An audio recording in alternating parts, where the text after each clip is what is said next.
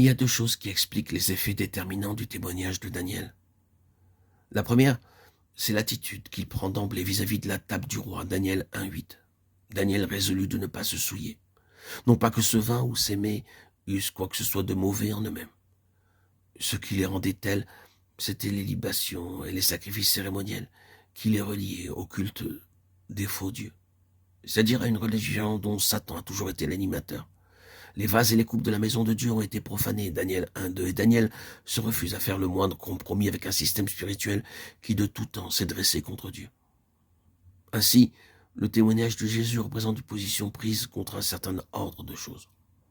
Aucune vie ne peut être féconde spirituellement, aucune existence ne peut faire progresser le témoignage de Jésus ou hâter la consommation du dessein de Dieu si elle n'occupe pas une position de séparation absolue vis-à-vis de cet ordre de choses. Un seul contact douteux et toute la puissance du Dieu des cieux par cet instrument est mise en échec. Si nous conservons un lien quelconque avec le monde, si nous n'obéissons pas explicitement quand Dieu met son doigt sur quelque chose qui lui déplaît dans notre vie, nous jetons un pont entre le royaume de la lumière et le royaume des ténèbres. Et l'ennemi ne manquera pas de le franchir. Remarquons d'autre part qu'au verset 8, il n'est question que de Daniel, tandis que dans la suite du récit, nous constatons que ses trois amis se sont solidarisés avec lui. La résolution de Daniel les a évidemment entraînés et ils ont fait preuve de la même fermeté. Quand vous prenez ainsi la position pour sauvegarder la transparence du témoignage, vous ne pouvez jamais mesurer les conséquences de votre fidélité. D'autres seront influencés et suivront votre exemple peut-être sans que vous vous en doutiez.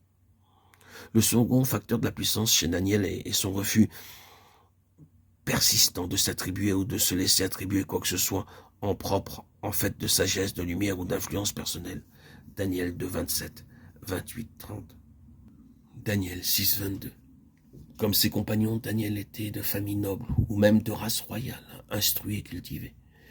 Il représente l'élite de la nation juive et cependant, il ne laisse entendre en aucune façon qu'il puisse de lui-même faire face à la situation. Il honore Dieu. C'est une dépendance constante et constamment confessée. Il est significatif à cet égard de remarquer la différence qu'établit le Saint-Esprit dans Hébreux 11, 33.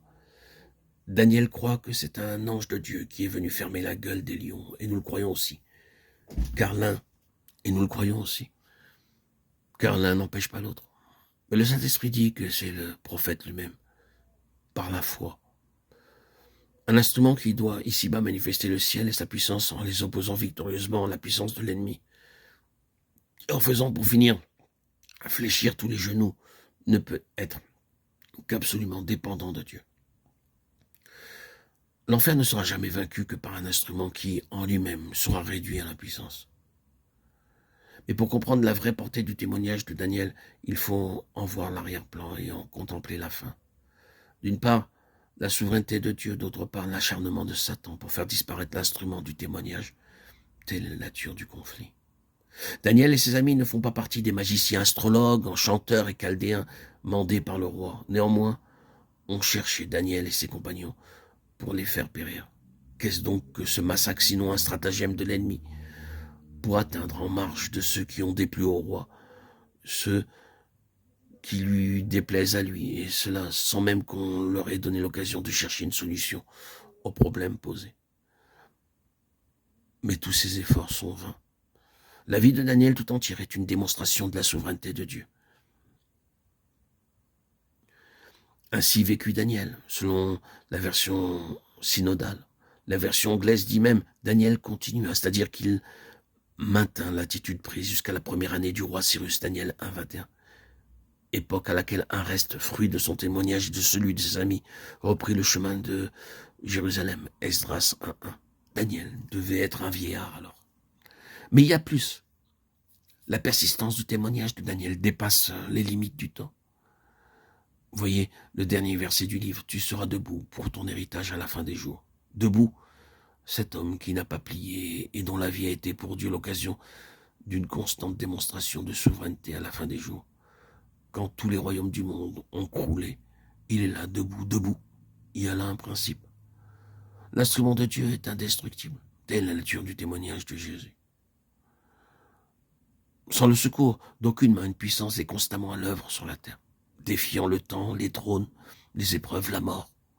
attestant jusque dans les palais des rois l'existence d'une juridiction supérieure, et se perpétue en dépit de tous les efforts de Satan pour la supprimer.